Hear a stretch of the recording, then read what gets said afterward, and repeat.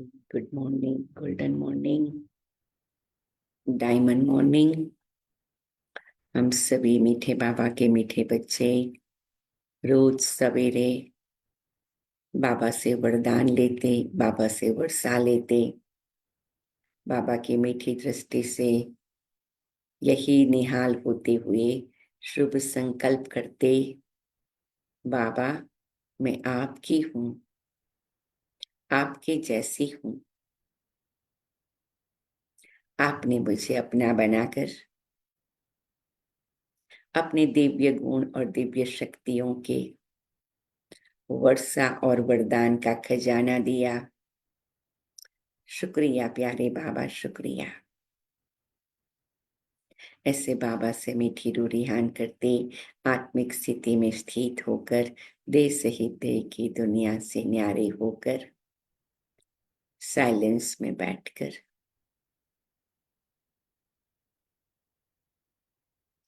उड़ करके मधुबन प्रांगण में पहुंचते, महसूस करते प्यारे बाबा उनके कमरे से बाहर आते। हम बच्चे बाबा के साथ साथ हिस्ट्री हॉल में चलते। बाबा मुस्कुराते, हम भी मुस्कुराते।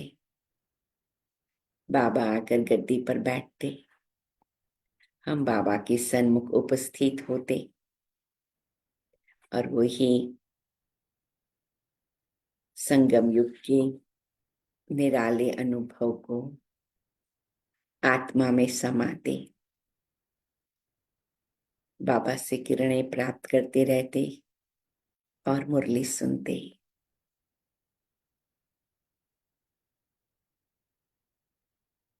आज है प्यारे बाबा की 15 फरवरी 2025 की मुरली।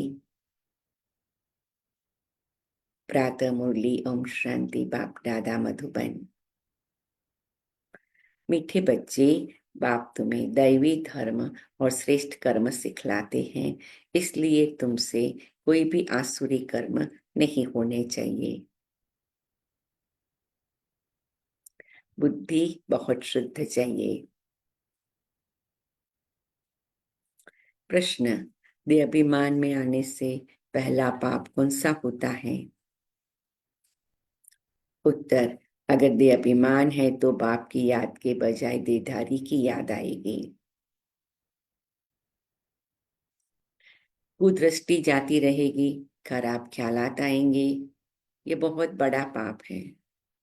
समझना चाहिए माया वार कर रही है, फौरन सावधान हो जाना चाहिए। ओम शांति। रूहानी बाप रूहानी बच्चों को समझा रहे हैं। रूहानी बाप आए कहाँ से? रूहानी दुनिया से, जिसको निर्वाण धाम अथवा शांति धाम भी कहते हैं। यह तो है गीता की बात। तुमसे पूछते हैं यह ज्ञान कहाँ से आया? बोलो, यह तो वही गीता का ज्ञान है। गीता का पाठ चल रहा है और बाप पढ़ाते हैं। भगवान वाच है ना, और भगवान तो एक ही है। वह है शांति का सागर, रहते भी है शांति धाम में, जहां हम भी रहते हैं। शांति धाम की मुलाकात ले, महसूस करे मैं और मेरे बाबा साथ में रहते हैं। बाप समझाते हैं यह है पतित दुनिया, पापात्माओं की तमो प्रधान दुनिया। तुम भी जानते हो बरोबर हम आत्माएं इस समय तमो प्रधान हैं। इसलिए हम मेक श्योर करते हैं सबके लिए शुभ भावना शुभकामना रखें। रहम दिल, विशाल दिल, उदार दिल, बाबा हमारे साथ इसीलिए रहते हैं। चाहे हम कुछ भी करें, लेकिन दादियों का हम लोगों के लिए हमेशा ही ऊंचा भाव रहता। क्यों? क्योंकि दुनिया कलयुगी, हम कलयुग में से आए, संगम पर खड़े हैं, पुरुषार्थी हैं। कभी कभी कोई बात आगे पीछे हो जाती, वो तो कोई बड़ी बात नहीं, क्योंकि कलयुगी तमो प्रधानता का प्रभाव हमें इंटरफियर करता है। लेकिन बाबा की शुभ भावना से, प्यार से धीरे धीरे क्या हो जाता, उदार दिल विशाल दिल बाबा हमें आगे बढ़ाते रहते हैं। तो वही हमें लक्ष्य रखना है। 84 का चक्र खाकर सत्तो प्रधान से अब तमो प्रधान में आए हैं। ये पुरानी अथवा कलयुगी दुनिया है। यह नाम सभी इस समय के हैं। पुरानी दुनिया के बाद फिर नई दुनिया होती है। भारतवासी यह भी जानते हैं कि महाभारत लड़ाई भी तब लगी थी जबकि दुनिया बदलनी थी। तब ही बाप ने आकर राजयोग सिखाया था। सिर्फ भूल क्या हुई, एक तो कल्प की आयु भूल गए और दूसरा गीता के भगवान को भी भूल गए। कल्प की आयु कितनी है याद करो, क्यों भूल गए, क्या भूल गए? 5000 वर्ष की कल्प की आयु है, हम भूल गए। क्यों क्यों भूल गए? तो बाबा कहते हैं ड्रामा अनुसार भूलना ही था। द्वापर युग से सब चक्र चला है भूलने की। और कृष्ण के, गीता के भगवान को भी कृष्ण मान लिया, वो भी ड्रामा में नोंद है। लेकिन उसके कारण हमें कितना नुकसान हुआ, और अब हम उसको ठीक कर ले तो फायदा ही फायदा है। ऐसे जीवन में होता है, कभी कभी छोटी छोटी बातों की भूल हमें पहले इतनी इफेक्टिव नहीं लगती, लेकिन बाद में उससे मालूम पड़ता है कि हम कुछ कुछ फायदा गंवा रहे हैं, है ना? तो ये बड़ा ध्यान रखना है। श्री कृष्ण को गॉडफादर कह नहीं सकते, आत्मा कहती है गॉडफादर, तो वह निराकार हो गया। निराकार बाप आत्माओं को कहते हैं मुझे याद करो, मैं ही पतित पावन हूँ। मुझे बुलाते भी हैं हे पतित पावन।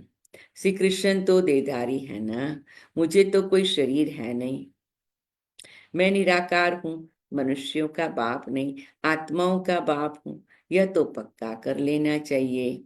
घड़ी घड़ी हम आत्माएं इस बाप से वर्षा लेती हैं। अभी 84 जन्म पूरे हुए हैं, बाप आया है। बाबा बाबा ही करते रहना है। ये कितनी सिंपल बात बाबा सिखाते हैं। मेरा बाबा, मीठा बाबा, प्यारा बाबा, वाह बाबा, शुक्रिया बाबा। बाकी सारी बात बाबा संभाल लेगा। बाबा को बहुत याद करना है। सारा कल्प जिस्मानी बाप को याद किया, अभी बाप आए हैं और मनुष्य सृष्टि से सब आत्माओं को वापस ले जाते हैं, क्योंकि रावण राज्य में मनुष्यों की दुर्गति हो गई है। इसलिए अब बाप को याद करना है। यह भी मनुष्य कोई समझते नहीं है कि अभी रावण राज्य है। रावण का अर्थ ही नहीं समझते, बस एक रस्म हो गई है दशहरा मनाने की। तुम कोई अर्थ थोड़ी समझते थे, अभी समझ मिली है औरों को समझ देने के लिए। अगर औरों को नहीं समझा सकते हो तो गोया खुद नहीं समझे हो। बाप में सृष्टि चक्र का ज्ञान है, हम उनके बच्चे हैं, तो बच्चों में भी यह नॉलेज रहनी चाहिए। तुम्हारी यह है गीता पाठशाला। उद्देश्य क्या है? यह लक्ष्मी नारायण बनना। यह राजयोग है ना, नर से नारायण, नारी से लक्ष्मी बनने की यह नॉलेज है। वो लोग कथाएं बैठ सुनाते हैं, यहाँ तो हम पढ़ते हैं। हमको बाप राजयोग सिखलाते हैं। यह सिखलाते ही हैं कलप के संगम युग पर। बाप कहते मैं पुरानी दुनिया को बदल नई दुनिया बनाने आया हूँ। नई दुनिया में इनों का राज्य था, पुराने में नहीं है, फिर जरूर होना चाहिए। चक्र तो जान लिया है, मुख्य धर्म है 4, अभी डेटिज्म है नहीं। कौन से मुख्य 4 धर्म हैं? सभी को पता है ना, देवी देवता धर्म, इस्लाम धर्म, क्रिश्चियन धर्म, मुस्लिम धर्म, बौद्ध धर्म। तो इस्लाम के तो दो ही भाग हैं, क्रिश्चियन और मुस्लिम, राइट। दैवी धर्म भ्रष्ट, दैवी कर्म भ्रष्ट बन पड़े हैं। अभी फिर तुमको दैवी धर्म श्रेष्ठ कर्म श्रेष्ठ सिखला रहे हैं। तो अपने आप पर ध्यान रखना है, हमसे कोई आसुरी कर्म तो नहीं होते हैं। माया के कारण कोई खराब ख्यालात तो बुद्धि में नहीं आते हैं, कुदृष्टि तो नहीं रहती है। देखे, इनकी कुदृष्टि जाती है अथवा खराब ख्यालात आते हैं तो उनको झट सावधान करना चाहिए, उनसे मिलना नहीं चाहिए, उनको सावधान करना चाहिए। तुम्हारे में माया की प्रविष्टता के कारण ये खराब ख्यालात आते हैं। योग में बैठ बाप की याद के बदले कोई की देह तरफ ख्याल जाता है तो समझना चाहिए यह माया का वार हो रहा है, मैं पाप कर रहा हूँ। इसमें तो बुद्धि बड़ी शुद्ध होनी चाहिए। हंसी मजाक से भी बहुत नुकसान होता है, इसलिए तुम्हारे मुख से सदैव शुद्ध वचन निकलने चाहिए, कुवचन नहीं, हंसी मजाक आदि भी नहीं। ऐसे नहीं हमने तो हंसी की, वह भी नुकसान कारक हो जाती है। हंसी भी ऐसी नहीं करनी चाहिए जिसमें विकारों की वायु हो। बहुत खबरदार रहना है। तुमको मालूम है नागे लोग हैं, उनके ख्यालात विकारों की तरफ नहीं जाएंगे, रहते भी अलग हैं, परंतु कर्मेंद्रियों की चलाई मानी शिवाय योग के कभी निकलती नहीं है। काम शत्रु ऐसा है जो किसको भी देखेंगे, योग में पूरा नहीं होंगे तो चलाई मानी जरूर होगी। अपनी परीक्षा लेनी होती है, बाप की याद में ही रहो तो यह कोई भी प्रकार की बीमारी न हो। योग में रहने से यह नहीं होता है। सतयुग में कोई भी प्रकार का गंध नहीं होता। बार बार परम धाम को याद करो, बार बार सतयुग को याद करो। बाबा क्यों कहते हैं? क्योंकि दोनों ही स्थान 100% प्योर है और उनको याद करने से हमारी चारों ओर पवित्रता के वाइब्रेशंस आते हैं और उससे हम अपवित्रता से प्रोटेक्ट भी हो जाते। तो बार बार परम धाम को याद करो, बार बार सतयुग को याद करो।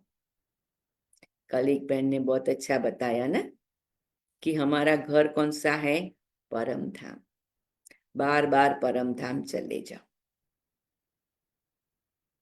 शरीर रूपी मोटर में उतना टाइम के लिए आओ जितना गाड़ी को चलाना है, तो उससे क्या हो जाएगा? आत्मा में बहुत शक्ति जमा होगी। वहां रावण की चंचलता ही नहीं जो चलाई मानी हो, वहां तो योगी लाइफ रहती है।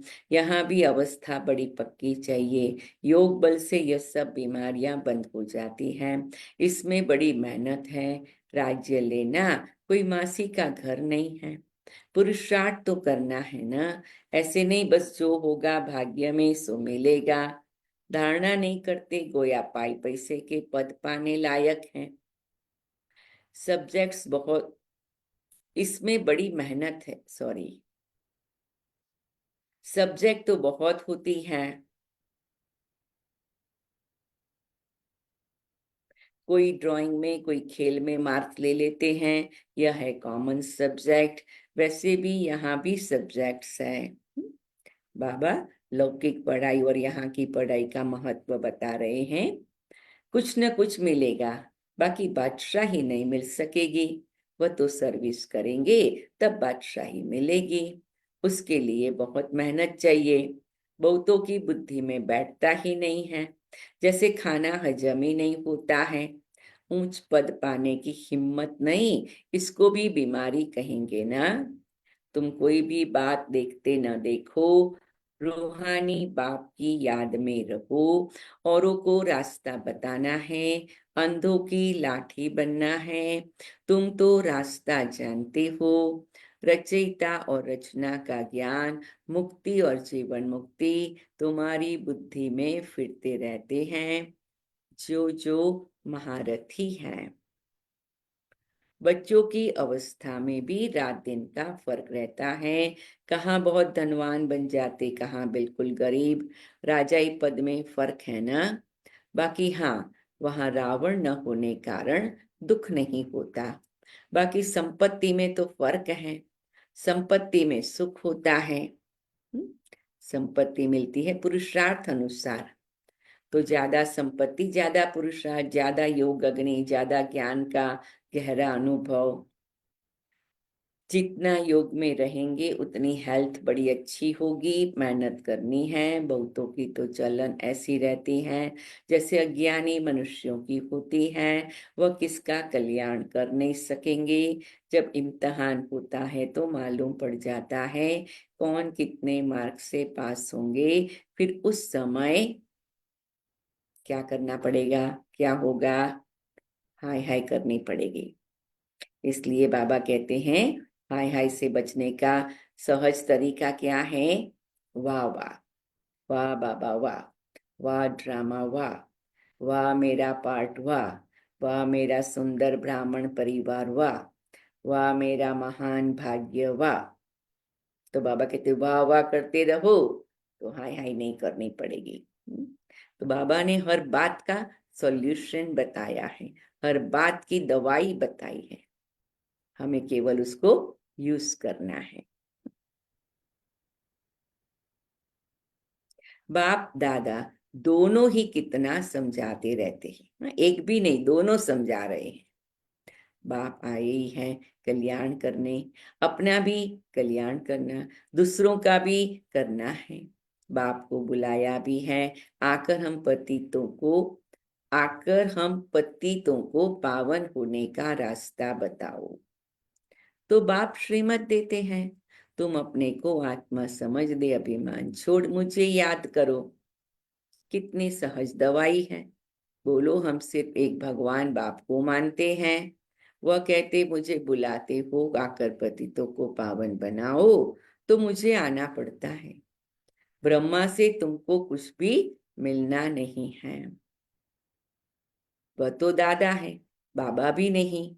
बाबा से तो वर्षा मिलता है, ब्रह्मा से थोड़ी वर्षा मिलता है। वास्तव में तो ब्रह्मा बाबा से भी हमें बहुत सारे गुण और शक्तियों का वर्षा मिलता है। लेकिन जब बाबा साकार में थे तो शिव बाबा घड़ी घड़ी ब्रह्मा बाबा की परीक्षा लेते थे। कहते थे इनसे कुछ नहीं मिलना। क्योंकि ऐसे करके बाबा उनको तैयार कर रहे थे, है ना। परीक्षा होती है तभी व्यक्ति को सर्टिफिकेट मिलता है, तभी उसको आगे का कारोबार होता है ना। तो ये सारी बातें जब शिव बाबा कहते, मतलब वो ब्रह्मा बाबा की निरहंकारिता का, निमित्त भाव का, नष्टो मोहा स्थिति की परीक्षा लेते थे और ब्रह्मा बाबा उसमें पास हो गए। निराकार बाप इन द्वारा एडप्ट कर हम आत्माओं को पढ़ाते हैं, इनको भी पढ़ाते हैं।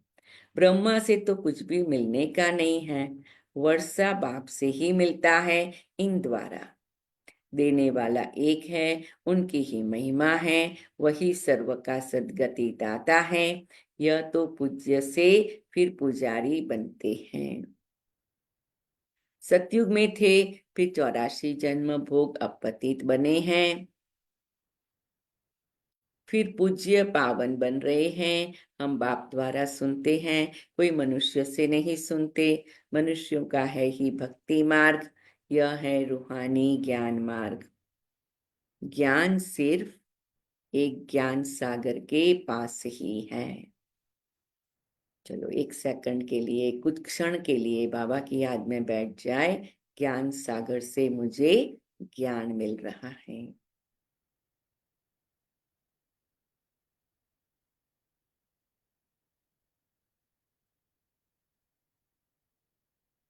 बाकी यह शास्त्र आदि सब भक्ति के हैं। शास्त्र आदि पढ़ना यह सब है भक्ति मार्ग।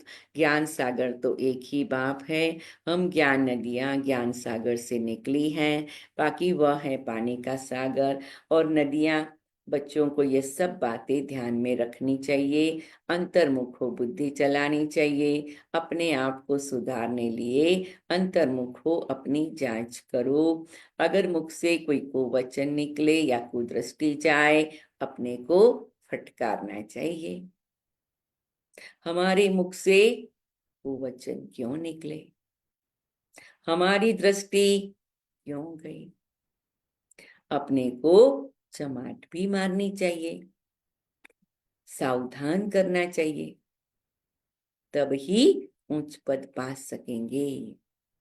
मुख से कटु वचन न निकले।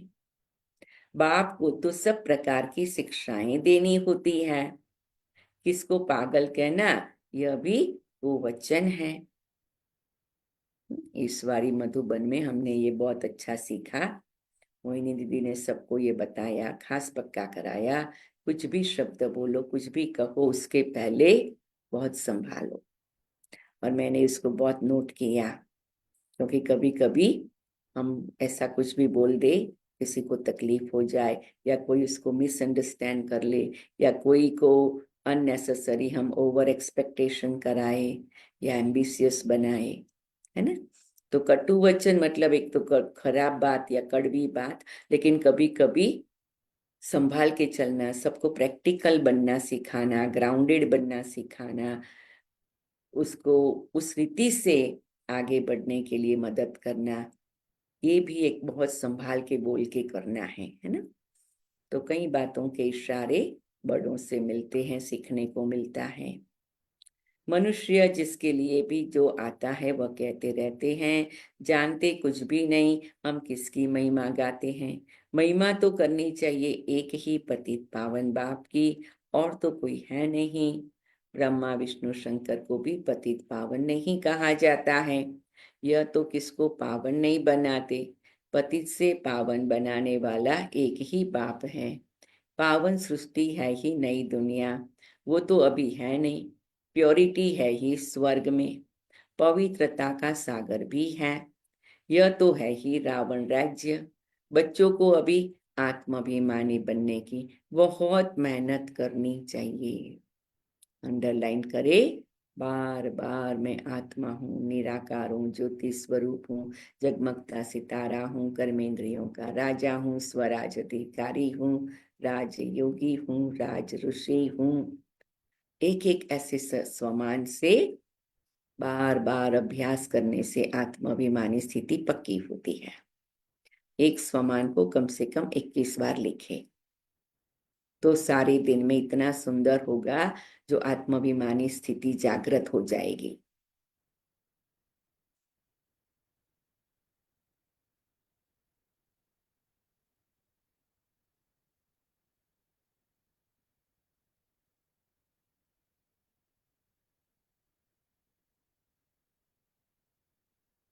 मुख से कोई भी पत्थर व कुवचन नहीं निकलना चाहिए, बहुत प्यार से चलना है।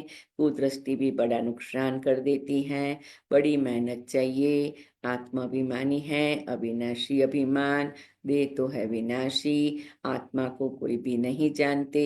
आत्मा का भी बाप तो जरूर कोई होगा ना, कहते भी है सब भाई भाई हैं, फिर सब में परमात्मा बाप विराजमान कैसे हो सकता है, हा? कितनी बातें गोल गोल कर दी है, एक और भाई भाई और एक और परमात्मा सब में विराजमान। तो फिर बाप कौन है, बाप कहाँ है, सभी बाप कैसे हो सकते, इतना भी अक्ल नहीं है। सबका बाप तो एक ही है, उनसे ही वर्षा मिलता है, उसका नाम है शिव। शिवरात्रि भी मनाते हैं, रुद्र रात्रि व श्री कृष्ण रात्रि नहीं कहते। मनुष्य कुछ भी नहीं समझते, कहेंगे यह सब उनके रूप है, उनकी ही लीला है। तुम अभी समझते हो, बेहद के बाप से बेहद का वर्षा मिलता है, तो उस बाप की श्रीमत पर चलना है। बाप कहते मुझे याद करो, लेबरर्स को भी शिक्षा देनी चाहिए, तो उन्हों का भी कुछ कल्याण हो जाए, परंतु खुद ही याद नहीं कर सकते, औरों को क्या याद दिलाएंगे। रावण एकदम पतित बना देते हैं, बाप आकर परिस्तानी बनाते हैं।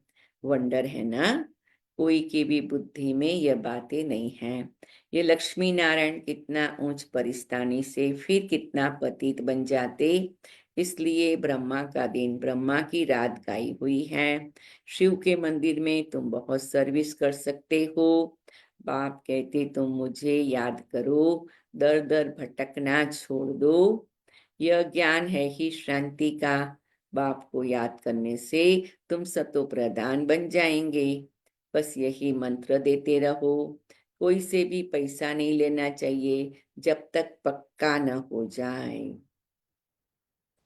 पक्का हो जाए तो अपने आप ही अपना भाग्य बनाएगा। बोलो, प्रतिज्ञा करो, हम पवित्र रहेंगे, तब हम तुम्हारे हाथ का खा सकते हैं, कुछ भी ले सकते हैं। भारत में मंदिर तो बहुत ढेर है। फॉरेनर्स आदि जो भी आए, उनको यह संदेश तुम दे सकते हो कि बाप को याद करो। यज्ञ के शुरुआत में तो बाबा ने बहुत ही बच्चों को ये स्ट्रिक्ट पाठ पट्टा कराया था कि जो बाबा के बच्चे बनते हैं उनके ही हाथ का हमें लेना है, नहीं तो फिर हमारा कार्मिक अकाउंट बन जाता ना। लेकिन फिर जैसे जैसे धीरे धीरे सेवाओं का विकास होता गया, तो कई सबंध संपर्क की आत्माओं की भी भावना होती थी कि हम सहयोग करें, हम इतना भी करें, चलो पूरा नहीं करें। तो बाबा को बताया गया। तो फिर बाबा ने कहा, बच्चे वो जब सहयोग बनना चाहते हैं तो बाबा को तो सभी आत्माओं का कल्याण करना है, सबका भाग्य बनाना है, केवल ब्राह्मणों का नहीं, सबका। तो फिर उस धन से क्या करो कि मकान बना लो, मकान में कोई चीज वस्तु लानी है वो रख दो, फर्नीचर लाना है उसमें यूज कर डालो, लेकिन खाने में जो पक्के पवित्र ब्राह्मण है उनका यूज करो, है ना। फिर धीरे धीरे करके बाबा ने समझाया कि अभी तुम इतने पावरफुल बनो कि वो अगर कच्चा राशन राशन लेके आते हैं तो बाजार से आप भी लाते, वो भी लाते हैं, तो उनको दृष्टि दे करके बनाओ। लेकिन किचन में खाना बनाने के लिए तो जो पवित्र पक्के ब्राह्मण हैं वही आके मदद करते हैं। बाकी सब और अलग अलग प्रकार की सेवाओं में मदद करते हैं, जैसे क्लीनिंग है, गार्डनिंग है, डेकोरेशन है, इन सभी बातों में।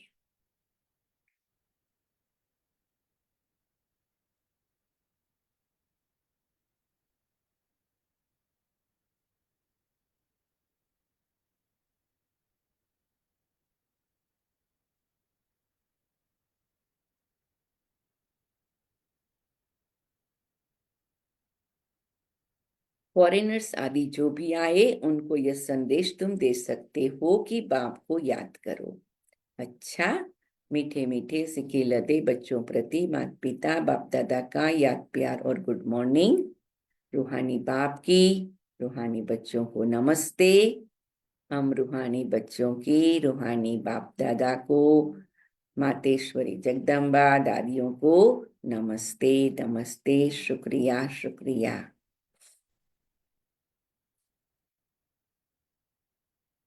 कुछ क्षण साइलेंस में बैठेंगे, प्यारे बाबा की दृष्टि लेते हुए सारी मुरली को अपने तन मन में समा लेंगे।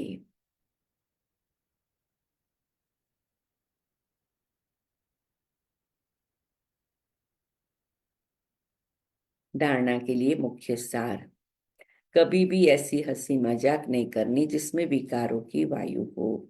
अपने को बहुत सावधान रखना है, मुख से कटु वचन नहीं निकालने हैं। आत्माभिमानी बनने की बहुत बहुत प्रैक्टिस करनी है। सबसे प्यार से चलना है, कुदृष्टि नहीं रखनी है। कुदृष्टि जाए तो अपने आप को आप ही सजा देनी है। वरदान, निरंतर याद और सेवा के बैलेंस से बचपन के नाज नखरे समाप्त करने वाले वानप्रस्थी भव। लौकिक उम्र कुछ भी हो, बाबा कहते वानप्रस्थी बन जाओ, वाणी से परे भी। और वानप्रस्थी माना मैच्योर, थोड़े ऐसे जिसको कहे ग्राउंडेड व्यक्ति, जो छोटी छोटी बातों में संगम युग के अमूल्य समय को गंवाना बचपन के नाज नखरे हैं। अब ये नाज नखरे शुभते नहीं, वानप्रस्थ में सिर्फ एक ही कार्य रह जाता है, बाप की याद और सेवा, इसके सिवाय और कोई भी याद न आए। उठो तो भी याद और सेवा, सो तो भी याद और सेवा, निरंतर यह बैलेंस बना रहे। त्रिकालदर्शी बनकर बचपन की बातें व बचपन के संस्कारों का समाप्ति समारोह मनाओ, तब कहेंगे वानप्रस्थी। तो आज बाबा कहते बचपन के संस्कारों का समाप्ति समारोह। अपने एकांत में बैठकर साइलेंस में सोचना है मेरे कौन से संस्कार बचपन के हैं, और उसको धीरे धीरे आइडेंटिफाई करके उसको योग अग्नि में भस्म करो या सागर के सामने विजुलाइज करके उसमें बहा दो। स्लोगन, सर्व प्राप्तियों से संपन्न आत्मा की निशानी है संतुष्टता। संतुष्ट रहो और संतुष्ट करो। हम संतुष्ट रहेंगे तो औरों को संतुष्ट करना सहज हो जाएगा। कुछ क्षण साइलेंस में बैठकर अपने आप को 5 बार पक्का कराएंगे, मैं सर्व प्राप्ति संपन्न आत्मा संतुष्ट रहती हूँ। मैं सर्व प्राप्ति से संपन्न आत्मा संतुष्ट रहती हूँ। मैं सर्व प्राप्ति से संतुष्ट आत्मा संपन्न आत्मा संतुष्ट रहती हूँ। मैं सर्व प्राप्तियों से संपन्न आत्मा संतुष्ट रहती हूँ। मैं सर्व प्राप्तियों से संपन्न आत्मा संतुष्ट रहती हूँ। अव्यक्त इशारा है, एकांत प्रिय बनो, एकता और एकाग्रता को अपनाओ। मैं आत्मा एकांत प्रिय हूँ, एकाग्रता से सबके प्रति एकता से कार्य करती हूँ। एकांत एक तो स्थूल होती, दूसरी सूक्ष्म भी होती। एकांत के आनंद के अनुभवी बन जाओ तो बाहर मुक्ता अच्छी नहीं लगेगी। अव्यक्त स्थिति को बढ़ाने के लिए एकांत में रुचि रखनी है। एकता के साथ एकांत प्रिय बनना है। तो बाबा हम सबको इन सभी बातों का बैलेंस बताते हैं। कभी कभी कोई आत्मा एकांत प्रिय बन जाती, लेकिन फिर सबके साथ एकता से काम करना तो उसके लिए प्रोसेस रहता। कोई सबके साथ एकता से काम करने के लिए तैयार हो जाती, फिर एकांत प्रिय बनना प्रोसेस होता। जब ये दोनों चीजें होती तो एकाग्रता तो आ ही जाती।